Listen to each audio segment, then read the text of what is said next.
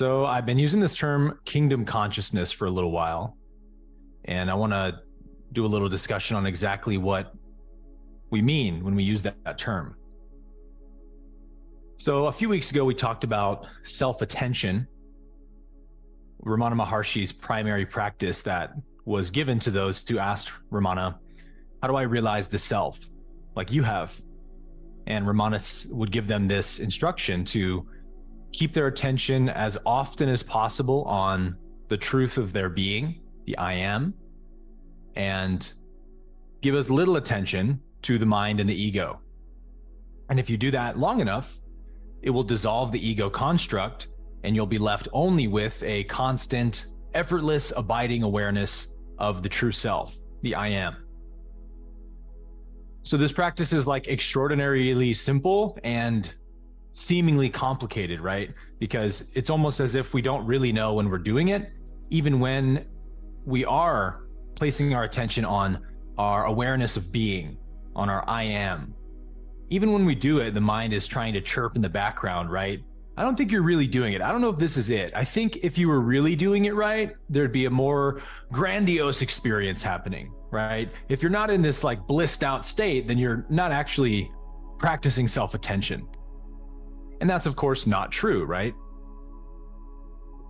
But the tricky part is to come up with a perspective that handles those arguments from the mind, that dispel the arguments from the mind.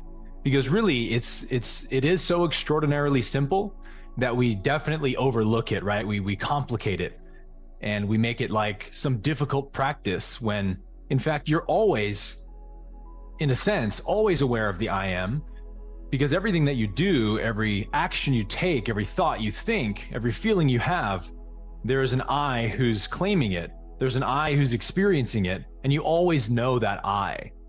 So really, we're not saying to do something you're not already doing, so to speak. More so what we're saying is stop doing all the unnecessary stuff and just be as you are. Just abide in being throughout your day. Dismiss unnecessary thoughts, ignore unnecessary thoughts, and keep your heart, your love, your devotion on the truth of self. So that's what kingdom consciousness is. But kingdom consciousness is a way we can see this practice in a way that allows us to collapse the duality a little bit easier. So the approach that we teach here in 4D University about what duality is and how we collapse duality is by understanding this distinction between my inner world and my outer world, and then slowly collapsing the distinction between those two.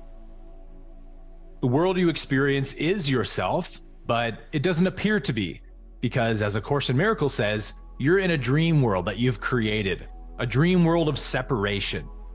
And so we can wake up from that dream of separation by collapsing the distance between inner world and outer world.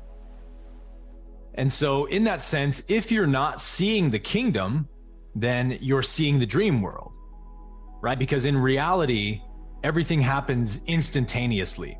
So there's really not a degree to which you're in between those two at any time. You're either in one or the other, right? That's the Course's kind of big distinction of the thought system of separation or the thought system of unity. You can't be in both at the same time because they cancel one another out. So we discussed this yesterday for those of you who are in LTC. In our Friday Q&A call at the end, we were kind of touching on this topic that the mistake we make about the dream world is we think that the actual forms that we're seeing are the dream. And so we are to deny form, we're to dismiss form, or maybe even to invalidate form. That's the extreme end of like non-duality, neo-Advaita. All form is a total illusion, a dream. Don't pay any attention to it. And so we're not teaching that here in 4D University, because forms are not the dream, right? Physicality, the 3D universe that we experience through the five senses, that's not the dream. Our interpretation of form is the dream, right? Your perception of form as being separate from yourself is the dream that God did not make. the Course says, God did not create the world that you see. So the end of the world, as the Course says, the end of the world is not its destruction, aka its denial, its dismissal, its ignorance. The end of the world is not its destruction, but its translation into heaven. And that's the journey from ego consciousness to kingdom consciousness. In Matthew and Luke, the disciples ask Jesus this really important question. They say, Lord, tell us when your kingdom shall appear, and by what signs shall we know it's coming? And in Matthew and Luke, Jesus says something to the effect of, you will not see signs of its coming. You know, the birds of the air will not announce it to you, but the kingdom of heaven is within you. And furthermore, the kingdom of heaven is already at hand, Jesus says. But in the Gospel of Thomas, Jesus gives an even more remarkable reply. So in the Gospel of Thomas, the disciples ask Jesus, Lord, tell us when your kingdom shall appear, and by what signs will we know it's coming? And in the Gospel of Thomas, Jesus says, when the two become one, when the outside becomes as the inside. So Jesus is talking about this collapsing of duality, the difference between my thoughts and feelings and perceptions and the environment I experience in the world, right? That we, like, events happen in our surrounding, and then we interpret those events through thoughts and feelings and perceptions. But actually, that is one self. There aren't two separate things happening there. So Jesus says, when the inside becomes as the outside, the kingdom of heaven shall appear. And the kingdom of heaven is perfection. In the kingdom of heaven, there is no imperfection at all, right? There's no disharmony of any kind. There's just perfect unity. So we can't truly know ourselves until we know the universe as it truly is, which requires us not to deny it and dismiss it, but to see it as God appearing. God apparently loves to create forms, right? Because God's creating infinite varieties of forms forever and ever and ever, all throughout the universe. So for us to dismiss something as invalid, not necessary, I mean, that's a pretty arrogant thing to do, don't you think? Who am I to say I should dismiss all these forms I'm seeing if God apparently loves to create forms so much? There must be a deeper purpose for the world of form that we see. It must be here to awaken our consciousness and illuminate it with the awareness of the kingdom. So again, if I'm going to do this practice of self-attention, how can I place my attention on something if I don't even really know what it is? Now, yes, we can just say everyone knows the I am feeling, so just place your attention on the I am feeling. But that practice will continue to feel hard and challenging for us until we understand what it implies about the universe we live in, which is absolute perfection. So we are already walking in the perfect universe. To be aware of perfection is self-attention. To be aware of perfection anywhere is self-attention. Because again, there is no outside versus inside world. The outside world is yourself, just as much as the inside world is. So if you're noticing and appreciating and enjoying and loving the perfection of the universe around you, the perfection of a water drop, all the intelligence contained in a drop of water, the intelligence and perfection in every cell of my body, in the blade of grass, like we're watching this marvelous intelligence at work everywhere in perfect cooperation, and we can tune into it, right? We can tune into that perfection and start to fall in love with it. And as we love the kingdom of heaven, we become aware of it, right? We said in the kingdom, all citizens are the Christ. So if I want entry into that kingdom, if I want to be a citizen of the kingdom, I have to know the Christ in myself, and I have to see the Christ in everyone else. The kingdom of heaven doesn't have any citizens who are sinners and prodigals or lacking or imperfect in some way. So if I'm seeing imperfection around me anywhere, in any way, I'm not seeing the kingdom. I'm not in kingdom consciousness, right? So to be aware of perfection is self-attention, but really reality can no more be imperfect or commit an error than the laws of mathematics could, right? The laws of mathematics we know are perfect and infallible and immutable. So we never question the laws of mathematics when we're solving an equation that we keep getting the wrong answer. We just know, well, I'm still not seeing the laws of math perfectly yet.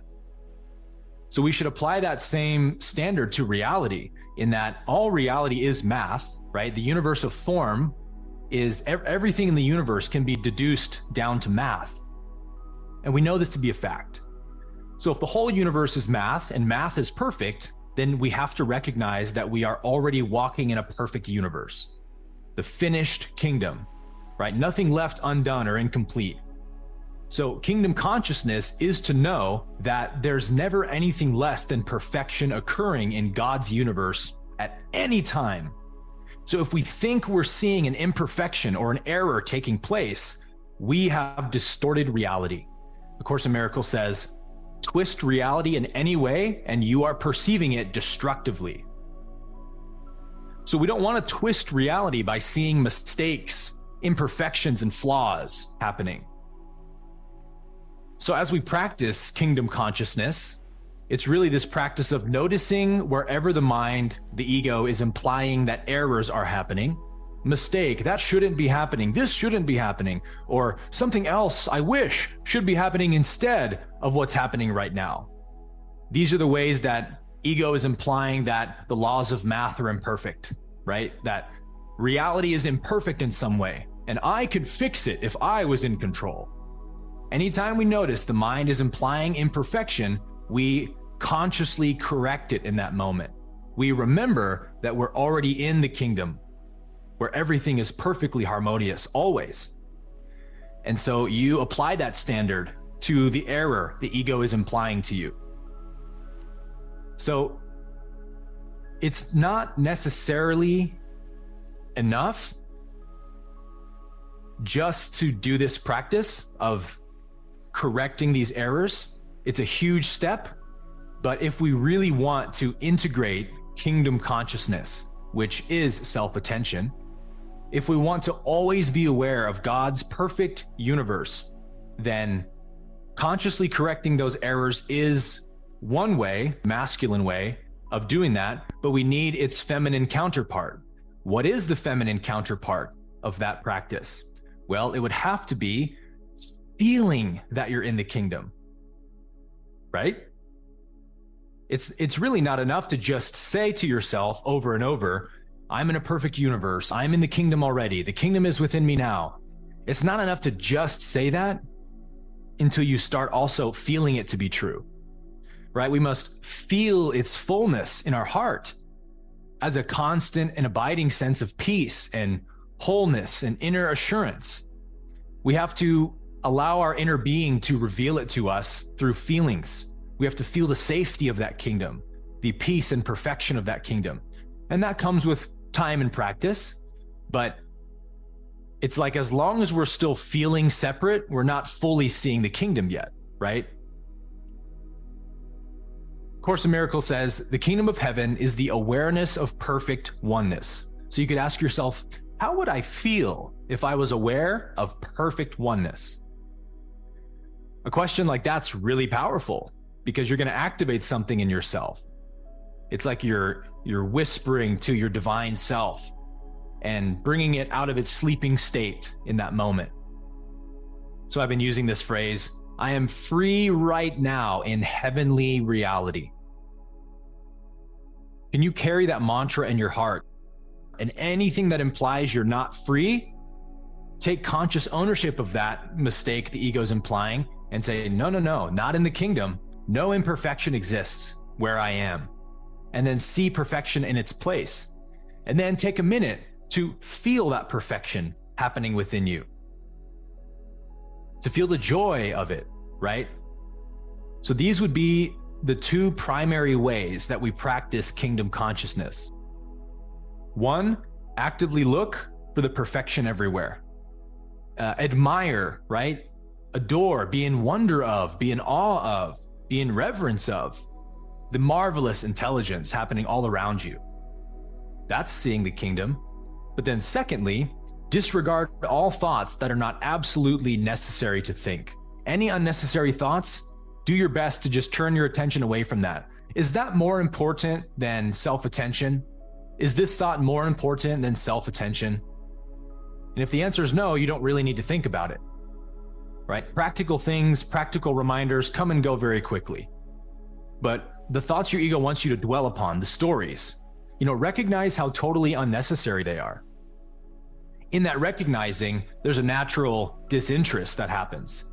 And so this is how our attention is gradually pulled from duality and separation to kingdom consciousness, unity consciousness.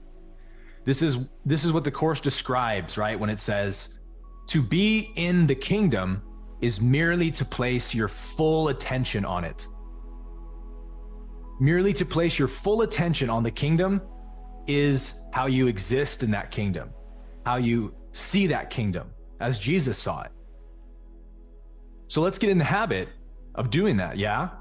Let's get in the habit of just being in awe of the universe we're in, because truly, the more that we become intimate with the world of form, we begin to translate that dream into heaven, because we start recognizing that God is appearing in everything.